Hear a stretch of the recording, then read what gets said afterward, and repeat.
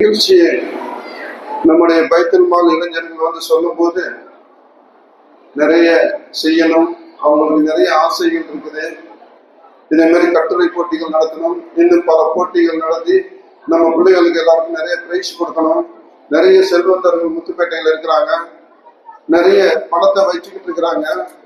அவங்கெல்லாம் யாரும் கொடுக்கறதுக்கு மனசு இல்லை. என்னிட்ட நம்முடைய கம்பெனி ஐதன் டிராவல்ஸ் ஜவாஹிர் அவர் மேனேஜர் என்ன சொன்னாரு, இதே மாதிரி நீங்க இந்த பைத்துல் மால் அவங்க இந்த கட்டுரை போட்டி நடத்துறாங்க, போன வருஷம் நடத்தினாங்க, அறிவியல் கண்காட்சி நிறைய பேர் வந்தாங்க. இந்த வருஷம் நடத்துறதுக்கு கட்டுரை போட்டி நடத்தி அதுக்குள்ள பிரைஸ் கொடுக்கணும், அதுக்கு கொஞ்சம் செலவுகள்லாம் இருக்கு, கொஞ்சம் நீங்க ஏத்துக்கிறீங்கன்னு சொன்னாங்க. நான் சொன்ன ஒன்றும் பிரச்சனை இல்லை, செய்யறேன், நிறைய செஞ்சுக்கிட்டு இருக்கிறேன், அல்லா எனக்கு தரலாம், நான் செஞ்சுக்கிட்டு இருக்கிறேன். இறக்கிற கிணறுனா ஊருங்கிறாங்க, அதை நான் செஞ்சுக்கிட்டு இருக்கிறேன். அல்லா எனக்கு கொடுத்துக்கிட்டு இருக்கிறான், நான் நிறைய செஞ்சுட்டு இருக்கிறேன். இங்க மட்டும் இல்ல, கோயத்து, கத்தார், பஹ்ரைன், இன்னும் பல நாட்டுல செஞ்சுக்கிட்டு இருக்கிறேன். நான் முத்துப்பேட்டையில நிறைய செஞ்சுட்டு இருக்கிறேன், ஆனா உங்களுக்கு தெரியாது, அது மறைமுகமா நிறைய செஞ்சுட்டு இருக்கிறேன். இன்னைக்கு இந்த பைத்துல் மால் இளைஞர்கள் சொல்லும் போது ஓகே நல்லபடியா செய்வோம். அது மகாவும் சேர்ந்து என்ன ஏற்கனவே 5 வருஷத்துக்கு முன்ன இந்த படிச்ச 10, 12க்குன்னா நம்ம மார்க் எடுத்தவங்களுக்குன்னா அதுக்கு நம்முடைய முஸ்தபா அது என்ன சொல்றது, அவங்களுடைய அறக்கட்டளையும் நானும் சேர்ந்து, ரஹ்மத் அறக்கட்டளையும் நானும் சேர்ந்து செஞ்சோம். அதுக்கப்புறம் ஆட்கள் சரியா செட் ஆகனால அதை நான் விட்டுட்டோம். இந்த வருஷம் 20ஆம் தேதி நடத்தணும், உங்களுக்கு தெரியும், சரியான கூட்டம், நிறைய பேர் வந்திருந்தாங்க. எல்லாரும் இந்த மாற்று முதல்ல அவங்க பிரைஸ் கொடுத்தா எல்லாரும் சந்தோஷப்பட்டாங்க. இது கண்டிப்பா தொடர்ந்து நடக்கணும்னு சொன்னா உங்களுடைய ஒத்துழைப்பு கண்டிப்பா வேணும். இன்னைக்கு 1000 பேருக்கு மேல இந்த கட்டுரை எழுதி நிறைய அனுப்பியிருக்கிறாங்க, நிறைய பிரைஸ் கொடுக்கணும்னு சொன்னாங்க. அவங்க பிரைஸ் கொஞ்சம் தான் வச்சிருந்தாங்க. நான் அப்புறம் இன்னைக்கு என்கிட்ட பேசும்போது ஆறுதல் பிரைஸ் இன்னும் அதிகப்படுத்துங்க, ஏன்னா எழுதுனவங்களுக்கு ஏதாவது ஒரு பிரைஸ், ஒரு சாதாரண ஒரு 100 ரூபாய்க்கு ஏதாவது ஒரு கேரியெல்லாம் ஏதாவது கிடைச்சா கூட அதாவது சந்தோஷமா இருக்கு. அவங்க எழுதுனதுக்குன்னு சொன்னதுக்கு அப்புறம் தான் அது ஒரு 300 பிரைஸ் எக்ஸ்ட்ரா சேர்த்து உங்களுக்கு 300 பேருக்கு மேல 400, 450 பேருக்கு பிரைஸ் ரெடி பண்ணியிருக்கிறாங்க. இன்ஷா அல்லாஹ் எல்லாருக்கும் இந்த பிரைஸ் கிடைக்கும். ஆனா அன்னைக்கு உள்ள மாதிரி ஒரு 10 பேருக்கு மேல பேச்சாளர் வந்திருந்தாங்க. மணி 9 மணி ஆயிடுச்சு. இன்னைக்கு அப்படி கிடையாது. இன்னைக்கு வந்திருக்கிற நம்முடைய நீதிபதி ஜியாவுதீன் சார், அவர் சென்னையில இருக்கிறாங்க, அவங்க சொந்த ஊர் கோயம்புத்தூர். நம்முடைய தமிழ்நாட்டிலே நீதிபதி, முஸ்லிம் நீதிபதிங்கிறது ரொம்ப குறைவு. அப்படிப்பட்ட குறைவான நீதிபதியில அவரும் ஒருத்தர். முன்னிலை மற்ற நீதிபதிகள்லாம் இறங்கி இது போல ஒவ்வொரு ஊருக்கு போயிட்டு வர்றாங்கன்னா எனக்கு தெரியல. ஆனா நம்முடைய நீதிபதியை ஒரு நம்முடைய கோயத்து நிகழ்ச்சிக்காக கூப்பிட்டா வந்தாங்க. அங்க வச்சுதான் பார்த்தேன் அவங்களுடைய பேச்சு உண்மையிலே நம்ம பிள்ளைகளுக்கு, படிக்கிற பிள்ளைகளுக்கு பெரிய ஒரு உந்துதலா இருந்துச்சு. பெரிய அது நாளைக்கு என்ன செய்யணும், எப்படி செய்யணும், அவங்களுடைய பேஸ்புக்லயும் அவங்களுடைய வலைதளங்கள்லயும் டெய்லி அனுப்பிட்டு இருப்பாங்க. நம்மளுக்கு இத்தனை வேலை இருக்கு, கவர்மெண்ட்ல, மத்திய கவர்மெண்ட்ல இத்தனை வேலை இருக்கு, மாநில கவர்மெண்ட்ல இத்தனை வேலை இருக்குது, இவ்வளவு பிரைவேட் கம்பெனில இத்தனை வேலை இருக்குது. நம்ம பிள்ளைகள்லாம் இறங்கி இந்த நாட்டிலேயே வேலைக்கு இறங்குங்க, வெளிநாடு போக வேண்டாம், வெளிநாட்டுக்கு போக வேண்டாம், நீங்க எல்லாம் இந்த நாட்டிலேயே நல்லா சம்பாரிச்சு இன்னைக்கு இங்க பல கோடீஸ்வரர்கள் நிறைய பேர் இருக்கிறாங்க. நம்ம முஸ்லிம் சமுதாயம் தான் வீணா போய் கிடைக்கிறது அப்படின்னு சொல்லிட்டு அவங்க அங்க கோயத்துல பேசும்போது அப்பதான் நினைச்சேன், இதை நம்ம ஊர்ல கொண்டு அவங்கள அந்த நீதிபதியை கண்டிப்பா பேச வைக்கணும்னு சொல்லிட்டு அந்த சகோதரர் கூட்டிட்டு வந்திருக்கிறாங்க. அவங்கள இன்னைக்கு வந்திருக்கிறாங்க. அவங்களுடைய பேச்சு கேளுங்க. அவங்க 10:30 மணிக்கு ட்ரெயின், இன்ஷா அல்லாஹ் எனக்கு அப்புறம் அவங்க பேசுவாங்க. ரொம்ப முக்கியமான விஷயங்கள் இருக்கு. உங்க பிள்ளைகளை படிக்க வைக்கிறீங்க, ரொம்ப கஷ்டப்பட்டு படிக்க வைக்கிறீங்க. அந்த பிள்ளைகளுக்கு வெளிநாட்டு மோகத்தை ஏற்படுத்தாதீங்க. நம்ம நாட்டிலே, நம்ம ஊர்லயே, நம்ம இந்தியாவிலே அவ்வளவு வேலைகள் இருக்குது. அவ்வளவு சம்பளம், நல்ல கூடுதலான சம்பளத்துக்கான வேலைகள் நிறைய இருக்குது. அந்த விஷயமா அவங்க பேசுவாங்க. அடுத்ததாக நம்முடைய RR பிரியாணி கேள்விப்பட்டிருக்கே, சேலம் பிரியாணி, RR பிரியாணி, தமிழ் செல்வன், இந்த ஐயா கூட எனக்கு கோயத்துல எல்லாரும் சொன்னாங்க. சார அவங்க எங்க கோயத்துல பிரான்ச் ஒன்று ஓபன் பண்ணாங்க. அப்போ பேசும்போது தான் பார்த்தேன், உண்மையிலேயே நானும் படிக்காதவன் தான். ஆனா நான் தான் படிக்காதவன் நினைச்சா என்னையோட படிக்காத எனக்கு கீழே படிச்சவரு இன்னைக்கு பெரிய லெவல்ல இருக்கிறான்னு சொன்னா எங்க 2 பேரும் ஒத்துதான் போனுச்சு. அன்னைக்கு பேசும்போது அன்னைக்கு பார்த்துட்டு என்கிட்ட எங்க ஆபீஸ்ல உட்காந்து பேசும்போது அவர்கிட்ட பேச ஆரம்பிச்சேன். உண்மையிலேயே அவ்வளவு தங்கமான மனசு, எவ்வளவு அள்ளி கொடுத்துக்கிட்டு இருக்காரு, நிறைய செய்யறாரு. அவர் வச்சிருக்க மனசே கிடையாது. நான் எப்படி நான் செய்யறேன்னு நினைச்சேனோ அதே மாதிரி அவர் என்னையோட அதிகமா செஞ்சுட்டு இருக்கிறாரு. அவர் என்ன பார்த்துட்டு ஐதரு நான் தான் நிறைய செய்யறேன்னு நினைச்சேன், நீ என்னையோட அதிகமா செய்யறான்னு சொல்லிட்டு அவர் என்கிட்ட வாழ்த்தும் போது எனக்கு ரொம்ப சந்தோஷமா இருந்துச்சு. அப்பதான் நான் சொன்னேன், முத்துப்பேட்டைக்கு கண்டிப்பா வரியாலாம், இன்னைக்கு ஒரு நிகழ்ச்சி நடக்குது, முந்தா நாள் ஒரு நிகழ்ச்சி இருக்கு, அதுல வந்து கலந்துக்கணும்னு சொன்னேன். வர்றேன்னு சொன்னாங்க. ஆனா முந்தா நாள் நிகழ்ச்சியில நிறைய பேர் சீஃப் கெஸ்ட்கள் அதிகமா இருந்தாங்க. அதனால இன்னைக்கு வந்துருங்க. நம்ம முத்துப்பேட்டை பிள்ளைகள் நிறைய இளைஞர்கள், நிறைய ஆலிமா பிள்ளைகள் எல்லாம் இருக்கிறாங்க, படிச்ச பிள்ளைகள் எல்லாம் இருக்கிறாங்க. நீங்க படிக்காதவரா இருந்தாலும் நிறைய நீங்க படிச்ச தத்துவங்கள் நிறைய இருக்கு அவங்கள்ட்ட. இன்ஷா அல்லாஹ் அவங்களும் பேச இருக்கிறாங்க. அவங்களுடைய பேச்சையும் கேளுங்க. அதுக்கப்புறம் அவங்களுக்கு ஒரு ஆலிமா பேசுவாங்கன்னு நினைக்கிறேன். உங்க 3 பேர் தான், எல்லாம் ஒரு 1/2 மணி நேரத்துல எல்லாம் 8:30 மணிக்கு முடிஞ்சிடும். இன்ஷா அல்லாஹ் நீங்கள் எல்லாம் பொறுமையா இருந்து நல்லா கேட்டீங்கன்னு சொன்னா எல்லா விஷயத்தையும் நல்லா, இதுனா வந்து எவ்வளவுதான் பிரைஸ் நினைச்சு வந்தீங்கன்னு சொன்னா உங்க வாழ்க்கையை நீங்க ஏமாந்துட்டீங்க. பிரைஸ்ங்கிறது வந்து நான் அன்னைக்கே பேசினேன். அன்னைக்கு நான் கொஞ்சம் கோபமா பேசினேன். அது எல்லாருக்கும் வந்து சில ஆளுகளுக்கு கொஞ்சம் வருத்தமா இருந்திருக்கலாம். ஆனா நிறைய பேரு அவங்க கஷ்டப்பட்டவங்களுக்கு தெரியும் நான் பேசுனது உண்மைன்னு சொல்லிட்டு வந்து பாராட்டும் போது எனக்கு ரொம்ப சந்தோஷமா இருக்கு. உண்மையிலே நான் பட்ட கஷ்டம், நான் இந்த மேடையில எனக்கு நான் இங்க நிக்கிறேன்னு சொன்னா, நான் சாதாரண ஒரு வளகாரம் மீன்பிடி குடும்பத்துல பிறந்த எனக்கு இந்த மேடை கிடைச்சிருக்குன்னு சொன்னா எனக்கு அது ஒரு அதிர்ஷ்டம். எனக்கு அல்லாஹ் கொடுத்த ஒரு பொக்கிஷம், அவ்வளவுதான் சொல்லலாம். அல்லாஹ் வந்து என்னோட படிச்சவங்க நிறைய பேர் இருக்கிறாங்க, எல்லாரையும் தேர்ந்தெடுக்கல. என்ன தேர்ந்தெடுத்து உங்கள்கிட்ட பேசக்கூடிய சக்தியை கொடுத்தான்னு சொன்னா, உங்க பிள்ளைகளையும் நான் பேசுற பேச்சை வச்சு உங்க பிள்ளைகளையும் என்னை போல வளர்த்து எனக்கு மேல நல்ல ஒரு படிப்பினை கொண்டு வந்து நல்ல ஒரு வாழ்க்கையை அவருக்கு ஏற்படுத்தி, நான் இந்த வசனம் கூறின உங்களுக்கு தெரியும், குர்ஆன் வசனம் வல் அஸ்ர், அழகான வசனம். வல் அஸ்ர், காலத்தின் மீது சத்தியமாக இறைவன் சொல்றான். சின்ன சூறா, அது எல்லார் வாயிலையும் வரும். இந்த 3 ஆயத்து தான் அந்த சூறாவுல, 3 ஆயத்து தான். வல் அஸ்ர், காலத்தின் மீது சத்தியமாக, இன்னல் இன்சான லபி குஸ்ர், எல்லா மனிதர்களும், பிறக்கக்கூடிய மனிதர்கள் அனைவருமே நஷ்டவாளி என்று அல்லாஹ் சொல்றான். நல்லா கேட்டுக்கிறீங்க. காலத்தின் மீது சத்தியம் என்றால் காலத்துல ஒன்னையும் விடல. காலம்ங்கிறது உலகத்துல எல்லா அனைத்து வஸ்துக்கள் மீதும் சத்தியம் பண்ணி அல்லாஹ் சொல்றான். காலத்தின் மீது சத்தியமாக இந்த பிறக்கக்கூடிய அத்தனை மனிதர்களுமே நஷ்டவாளின்னு சொல்றோம். அப்ப நம்ம யோசிச்சு பார்த்தோம். நான் உட்கார்ந்து படிச்சு யோசிச்சு பார்த்தேன், என்னடா இது, காலத்தின் மீது சத்தியம் பண்ணிட்டு அத்தனை பேர்களுமே நஷ்டவாளின்னு சொல்றான். அப்ப எதுக்குடா நம்மளை படிச்சான், எதுக்கு வணங்க சொல்றான், எதுக்காக நம்ம வணங்கணும்? அப்ப நம்மளும் அதாவது என்ன சொல்றான், எல்லாரும் போல ஜாலியா இருந்துட்டு இறந்து போய் தொலைஞ்சு போவோம், அப்புறம் சொர்க்க நரகம், இதெல்லாம் எதுக்குன்னு நினைச்சுக்கிட்டு இருந்தேன். அதுக்கப்புறம் அடுத்த 3வது வசனத்தை பார்க்கும் போதுதான் எனக்கு அப்ப சரியான ஒரு வழி தோணி கிடைச்சிச்சு. நல்லா புரிஞ்சுக்கிறீங்க. 3 வசனம், இது எல்லாருக்கும் ஈஸியா வாயில வர்றது. 2 அந்த என்ன இன்னாதைன்னா அது ஒரு சின்ன சூறா இருக்கிறதுல, அதையோட அடுத்த சின்ன சூறா இதான். இது எல்லாரும் வாயிலும் வரும். இதனுடைய அர்த்தத்தை தெரிஞ்சு ஓதுங்க. இன்னல் இன்சானா லபி குஸ்ர் அப்படின்னு சொல்லிவிட்டு அடுத்ததாக சொல்றான், இவர்களை தவிர, யார்களை தவிர, இல்லல்லதீன ஆமனு, இல்லல்லதீன ஆமனு, இவர்களை தவிர. நல்லா கேட்டுக்கிறீங்க. குர்ஆனுடைய ஆயத்து, அழகான ஆயத்து. இந்த 3 வசனம் உள்ள ஆயத்து. இறைவன் எல்லாருக்குமே அழகா கூறுறான். மனிதன் நஷ்டவாளியா பிறக்கிறான். அவன் வந்து யாரு நஷ்டவாளி இல்லைங்கிறத அழகா அடுத்த வசனத்துல சொல்றான்.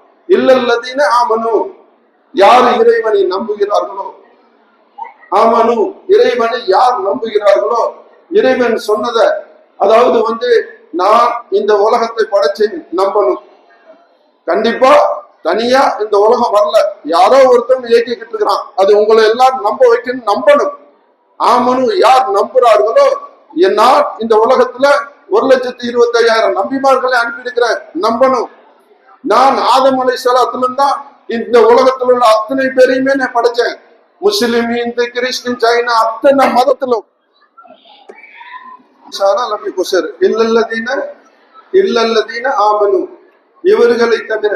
உங்களுக்கு எல்லாரும் நல்லா குர்ஆன் எல்லாம் ஓதுன பிள்ளைகள் தான். நான் ஓதல குர்ஆனை. நான் வந்து ஆரம்பத்துல உங்க மாதிரி சின்ன வயசுல நான் பள்ளிக்கு எங்க அம்மா அனுப்பல, அப்போ வந்து அனுப்பப்படல. ஏன்னா அன்னைக்கு உள்ள சூழ்நிலை படிச்சா போதும் அப்படின்னு சொல்லிட்டு நம்மள ஸ்கூலுக்கு அனுப்புறாங்க தவிர நான் மதரசாக்கு போகலாம் இல்ல. அன்னைக்கு உள்ள மதரசா அன்னைக்கு கிடையாது. பள்ளியில ஏதாவது பள்ளியில ஆலிம்சாக்கள் ஓதி கொடுப்பாங்க, அந்த சூழ்நிலை தான். ஆனா நான் வந்து எங்க போய் கத்துக்கிட்டேன்னு சொன்னா, நான் வந்து கத்தார்ல போய் தான் நான் என்னுடைய குர்ஆன் ஓதுல கத்துக்கிட்டேன். எனக்கு கத்தார்ல நான் மீன் பிடிக்க அங்க கடலுக்கு போகும்போது 1 மாசம் நோம்புல லீவ் கொடுப்பாங்க. 1 மாசம் ஃபுல்ல வேலை கிடையாது. அப்ப வேணா ஊருக்கு வரலாம். ஊருக்கு வரலன்னு சொன்னா அங்க இருந்தாங்க. அந்த நேரத்துல அந்த 1 மாசத்துல நம்ம குர்ஆன் கிளாஸ் எடுக்கலாம், ஏதாவது எடுக்கலாம்னு சொல்லிட்டு அங்க வந்து ஆலிம்கள்லாம் செஞ்சு கொடுத்து கத்து கொடுத்தாங்க. அந்த நேரத்துல போய் கத்துக்கிட்டே தான் இந்த குர்ஆன் வசனம். இன்னைக்கு நான் குர்ஆனை நல்லபடியா ஓதுவேன். குர்ஆனுடைய வசனங்கள்லாம் எனக்கு ஒரு அளவு பிடிபட்டு இருக்கு. நான் எல்லா மேடையிலும் பேசிட்டு இருக்கிறேன்.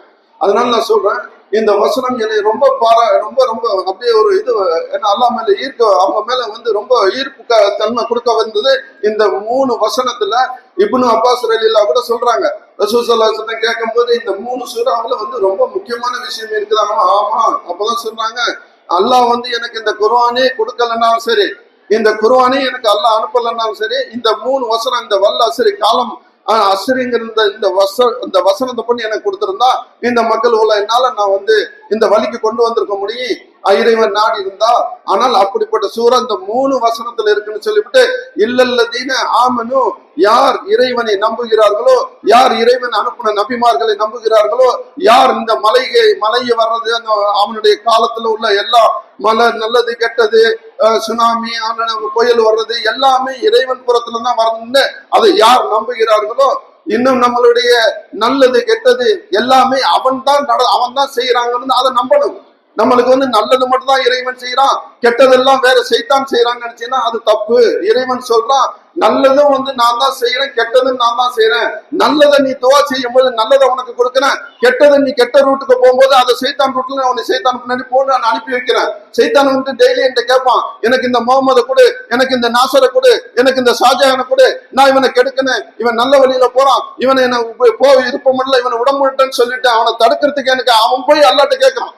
அந்த சைத்தான் போய் அல்லாட்ட கேட்கறான், என்னை வந்து இவனை நான் கெடுக்கணும், அதுக்கு ஏதாவது வழி கொடு, நீ எனக்கு அவங்கள கொடுத்த அவனு சொல்லும் போது அந்த அல்லாஹ் சொல்றான், இல்ல முகமதை நான் தரமாட்டேன், அவன் என்னோட வழியில அவன் கடைசி வரைக்கும் அவன் சொர்க்கத்துக்கு போறவன், அவனை ஒன்றை நான் கொடுக்க மாட்டேன். அப்ப எனக்கு வந்து நாசரையா கொடுங்க, நாசர் கொஞ்சம் அங்கிட்ட இங்கிட்டு தான் இருக்கிறாப்ல, போ நாசரை வேண்டாம் கூட்டிட்டு போ, அவன் எனக்கு வேண்டாம், நீ கூட்டிட்டு போய் நரகத்துக்கு கொண்டு தள்ளுன்னு சொல்லுவான். அதே மாதிரி ஷாஜஹான் போது உனக்கு காலம் வரும்போது நான் தருவேன், கொஞ்சம் வெயிட் பண்ணிட்டு அல்லாஹ் யாரை நிப்பாட்டி வச்சுக்கிறானோ அவனுக்கு சொர்க்கம் நரகம் அவன் கையில தான் இருக்குது, நல்லது கெட்டது அவன் தான் சொல்றான். இல்லல்லதீன ஆமனு, யார் இறைவனை நம்புகிறார்களோ அவர்களை தவிர, இவர்களை தவிர அழகா சொல்றான். அடுத்ததாக இல்லல்லதீன ஆமனு வ அமிலு ஸாலிஹாத்தி, நல்லா கேட்டுக்கிறீங்க, யார் நல்ல ஒரு அமல்களை செய்கிறார்களோ, யார் ஒரு நல்ல அமல்கள் தான் நம்மளுக்கு செய்யலாம், நம்ம எவ்வளவுதோ அமல்கள் இருக்கு, எவ்வளவுதோ நல்ல செயல்கள் இருக்குது, நம்ம டெய்லி செய்யலாம், டெய்லி செஞ்சுக்கிட்டு இருக்கிறோம், நம்ம 5 வேளையும் இறைவன் தொழுதுகிட்டு இருக்கிறோம். இன்னும் நல்ல விஷயங்கள் நிறைய பேர் தொழுவ முடியாம, எல்லாம் என்னுடைய சூழ்நிலை தொழுவ முடியாது துவா செஞ்சுட்டு இருக்கிறாங்க. 1 வேளை தொழுவலாம், 2 வேளை தொழுவலாம், 3 வேளை தொழுவலாம், கிடைக்கிறத தொழுதுகிட்டு இருக்கிறாங்க. அதல்லாம இதெல்லாம் வந்து இறைவன் செஞ்ச செயல்ல நம்ம அவன் வந்து கண்டிப்பா நம்மளுக்கு கட்டளையிட்ட அந்த செயலை நம்ம செஞ்சுக்கிட்டு இருக்கிறோம். அடுத்ததாக இறைவன் சொன்னா தொழுகை, அடுத்தது என்ன சொல்றது, நம்முடைய நோன்பு யார் அந்த கடமையை கரெக்டா செய்யறாங்களோ அவர்களை தவிர. அடுத்ததாக என்ன சொல்லலாம், நீ வந்து முஸ்லீமா இருந்து எவ்வளவு நீ மனிதர்களுக்குள்ளே அடிச்சுக்கிறான், நல்லபடி நல்ல விஷயங்களை யாருக்கு அவங்களுக்குள்ள செஞ்சுக்கிறீங்களோ, சகோதரனாக இருக்கிறீங்களோ, அவர்களுக்கு என்ன விருப்பமோ, நீ உன் வீட்டுல நல்ல ஒரு சாப்பாடு சாப்பிட்டுட்டு பக்கத்து வீட்டுக்காரன் பட்னியா கிடந்தான்னு சொன்னா நீ வந்து தோத்துட்டா, அவனை பக்கத்து வீட்டுக்காரன் என்ன சாப்பிடான் கொஞ்சம் கொடுத்துட்டு சாப்பிடு. இதுதான் இறைவன் சொல்றான். ஒரு ரோட்ல போகும்போது முள்ளு கிடக்குது, முள்ளு தானே கிடக்குன்னு நீ செருப்பு போட்டுட்டு நீ தாண்டி போகலாம், செருப்பு இல்லாம அவன் பின்னாடி வருவான், அவனுக்கு காலில் அந்த முள்ளு குத்திருன்னு சொல்லிட்டு அந்த முள்ளை தூக்கி தூரமா போட்டீங்கன்னா அது ஒரு நன்மையாக உனக்கு எழுதப்படுது.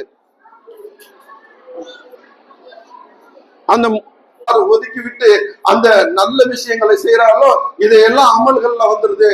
இந்த அமல்கள் விஷயத்துல யார் கரெக்டா செய்யறாங்களோ அந்த அமல்கள் செய்யறவர்களை தவிர என்ன இறைவன் சொல்றான், ஆமனு அமல்கள் இந்த 2 மட்டும் அல்லாம அடுத்ததாக சொல்றான், உண்மை. இறைவன் சொல்றான், யார் உண்மையாக நடந்து நல்லதா எடுத்து சொல்லி பொய் சொல்லாம ரொம்ப களவு இல்லாம, நிறைய பெண்கள்கிட்ட நிறைய தெரியும், இந்த கோல் மூட்டை இந்த அங்கிட்டு உள்ளது இங்கிட்டு சொல்றது இங்கிட்டு உள்ளது. ஏன்னா இறைவன் போய் அந்த அல்லா தாலா வந்து நபியை வந்து நம்முடைய அந்த என்ன சொல்லுது, சொர்க்கத்தையும் நரகத்தையும் காட்டுறதுக்காக கூப்பிடும் போது அப்ப சொல்லியிருக்கிறான், அங்க பண்ணி காட்டும் போது பெண்கள் தான் அதிகமாக நரகத்துல இருந்ததாக சொல்றான். அதுக்குதான் என்ன காரணம்னு சொன்னா, சாதாரண ஒரு சின்ன விஷயத்துக்காக நரகத்துல இருக்கிறாங்க. அதையெல்லாம் பெரிய பேர் உங்களுக்கு கதை எல்லாத்தையும் சொல்றாங்க, நிறைய நீங்க போய் ஹதீஸ்ல போய் பாருங்க. ஏன்னா எல்லாரும் புக்கு வச்சிருப்பேன், எல்லாம் வீட்டுல குரான் வச்சிருப்பேன், ஹதீஸ் புக்குகள் இருக்கு, அதை பாருங்க. நபிகள் சொல்லி இருக்கிறாங்க, பெண்கள் ஒரு சின்ன விஷயத்துல சொர்க்கத்துக்கு போயிடுவாங்க, தன்னுடைய புருஷன் எல்லாம் வாங்கி தருவான், தன்னுடைய கணவன் எல்லாம் வாங்கி தந்திருப்பான். ஏதாவது ஒரு போற வழியில ஒரு ஏதாவது நகைக்கடையில ஒரு தோடு தொங்குது, அந்த தோட்டை பார்த்துட்டு ஆசைப்பட்டு புருஷன் அந்த தோடை வாங்கித்தாங்கன்னு கேட்கலாம். ஆனால் அந்த புருஷன் அவன் கடன்ல இருப்பான், அவனால அதை வாங்கி தர முடியாத சூழ்நிலையாக இருக்கலாம். அப்ப அவன் சொல்லுவான், என்னால வாங்கி தர முடியாதுமா, இந்த மாசம் நான் டிவி கட்டணும், இந்த மாசம் என்னுடைய செலவு என்னுடைய வரவுக்கு கரெக்டா இருக்குது, என்னோட பட்ஜெட் இடிக்கி இப்ப நான் வாங்கி தர முடியாதுன்னு சொல்லுவான். ஆனால் இதுக்கு முன்னாடி கேட்டது எல்லாத்தையும் வாங்கி தந்திருப்பான். ஆனால் இந்த ஒரு தோடு வாங்கி தரலன்னு உடனே அவன் உடனே சலிச்சு, ஆமா நீங்க என்னத்தை எனக்கு வாங்கி தந்தீங்கன்னு கேட்கிற பெண்கள் இன்னைக்கு நிறைய பேர் இருக்கிறாங்க. இதனாலே நரகத்துல பார்த்திருக்கிற ரசூல் ஸல்லல்லாஹு அலைஹி வஸல்லம் சொல்லி இருக்கிறாங்க. அதனால சொல்றேன், புருஷனுடைய கஷ்டத்தை நினைச்சு அவனுக்கு என்னன்னு முடியுமோ அது அவனால வாங்கி தருவான். அவன் வேற யாருக்கும் வாங்கி கொடுக்க போறான், உங்களை தவிர வேற யாருக்கும் வாங்கி கொடுப்பான். அதனால கொஞ்சம் பொறுமையா அந்த நேரத்துல சரி ஓகே அடுத்த ட்ரிப் எனக்கு அதை வாங்கிட்டாங்கன்னு சொன்னா வாங்கி தரது அவனால முடிஞ்ச கண்டிப்பா வாங்கி தர முடியும். ஆனா நீங்க அந்த நேரத்துல என்னத்த நீ எனக்கு வாங்கி தந்தன்னு அவன் மனசை உடைச்சிட்டின்னு வைங்கின, அவன் மனசு உடைஞ்சிருச்சு, நீங்க நரகம் தான் முக்கியம். அதனால சொல்ல இது கண்டிப்பா அந்த நரகத்துக்கு போக வேண்டிய சூழ்நிலைகளை நீங்களே வகுத்துக்கிறாதீங்க. நபிகள்லாம் சொல்லிக்கிறாங்க, அடுத்ததா சொல்லி இருக்கிறாங்க, ஒரு பூனையோ நாயோ இல்ல ஒரு ஏதாவது ஒரு உயிர் பிராணியை வளர்த்தீங்கன்னா அதை கரெக்டா பராமரிங்க. அதை சரியா பராமரிக்காம நீங்க மட்டும் தின்னுட்டு அதை விட்டுட்டு ஒழுங்கா கட்டி போட்டுட்டு அதை கண்டுக்கிறாம இருந்தீங்கன்னு சொன்னா அது ஏதாவது பசியால செத்துச்சுன்னு சொன்னா அதுக்கு உங்களுக்கு பெரிய நரகம், அதனுடைய நரகத்துடைய அதாபுகளை சொல்லும் போது ரொம்ப வேதனையா இருக்குது. சின்ன சின்ன விஷயத்துக்கு தான் நரகம், பெரிய விஷயம்னா அது வேற விஷயம். கொலை பண்றானோ பெரிய பெரிய வேலைன்னா கற்பழிக்கிறான் அது இதுன்னு அதெல்லாம் வேற விதமான போய்கிட்டு இருக்குது. சாதாரண இந்த பெண்கள் சொர்க்கத்துக்கு போகாத தடைப்படுற விஷயம்னா சின்ன விஷயம் தான். பக்கத்து வீட்டுல அவன் எங்கேயாவது யாராவது அந்த பொண்ணு எங்கேயாவது போயிருக்கலாம், ஏதாவது ஒரு முக்கியமான வேலையா போயிருக்கலாம்.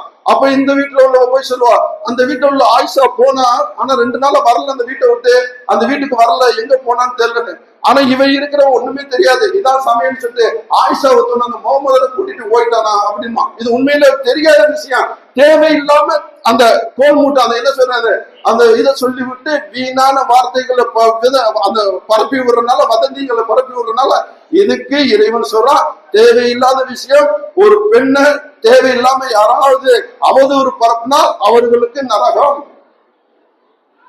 எப்படிப்பட்ட விஷயம், பெரிய விஷயம்னா இல்ல, தேவையில்லாத உனக்கு தெரியாத விஷயத்த உன் வீட்டுல நடக்கிறத முதல்ல கவனி. பக்கத்து வீட்டுல என்ன நடக்குது, அங்க தப்பு நடக்குது, இது நடக்குது அது நடக்குமா, தான் வீட்டுல அவ்வளவு பிரச்சனை இருக்கு, அதையெல்லாம் விட்டுவிட்டு பக்கத்து வீட்டுல உள்ளதை பத்தியும் பக்கத்து வீட்டுல உள்ளவங்கள்ட்ட பேசிக்கிட்டு இருப்பாங்க. இதுதான் நான் சொல்றது, இந்த கோல் சூழ் இந்த இதுவெல்லாம் இறைவன் சொல்றான் இது நரகத்துல போற நிறைய பேர் நரகத்துக்கு போக காரணம் இதுதான். அதே மாதிரி நகைகள்லாம் நிறைய வச்சிருப்பாங்க, பணங்கள் நிறைய வச்சிருப்பாங்க. ஆனால் ஒரு சாதாரண ஒரு 2.5% சக்காத் தர்மம், சக்காத்து தர்மம் சதக்கா இது என்ன கொடுக்கறதுக்கு நிறைய பெண்கள் இந்த ஏதாவது இந்த வருவாங்க வசூல் பண்றதுக்கு அள்ளி கொடுக்கறது நான் பார்த்திருக்கிறேன். ஆனா இன்னும் பல பெண்களை நான் பார்த்திருக்கிறேன், அவங்க வீட்டுல நிறைய பணம் இருக்கும். ஆனா 2% சக்காத் 1,00,000க்கு 2,500 ரூபாய் ரொம்ப ஒண்ணு கிடையாது. 1,00,000க்கு 2,500 ரூபாய் நம்மளால ஒரு வருஷத்துக்கு கொடுக்க முடியாதா? யோசிச்சு பாருங்க. இதே மாதிரி இந்த சொர்க்கத்துக்கு போகக்கூடிய தடங்கள் எல்லாம் நம்மளுக்கு சின்ன சின்ன விஷயம். நிறைய பணம் இருக்கு, ஆனா அந்த பணத்தை வச்சு நம்ம அதை செய்யணும் இதை செய்யணும்னு நினைக்கிறோமே தவிர, ஆனால் அந்த பணத்தை நீங்க சரியான முறையில செலவிட்டீங்கன்னு சொன்னா அந்த பணத்தை தந்த இறைவன் சந்தோஷப்படுவான், நீங்களும் நரகத்திலிருந்து காப்பாற்றப்படுவீங்க. அதே மாதிரி அன்போட சோதரில் நிறைய நான் சொல்ல வேண்டிய விஷயம் இருக்குது. இந்த மகரிப்பு நேரம் வந்தனால எனக்கு 6:34 6:44 சரியா. நான் இந்த நாள் பேசுனேன், நிறைய பேசுனேன். அதோடைய பேச்சு நான் சொன்னேன் இல்லையா, ஒரு வீட்டுல பைக்கு இன்னைக்கு பிள்ளைகள்ட்ட எல்லாத்தையுமே பைக்கு வாங்கி கொடுக்குறிய, பைக்கு வாங்கி கொடுக்குற ஒரு கௌரவமா போயிடுச்சு உங்களுக்கு எல்லாருக்கும்.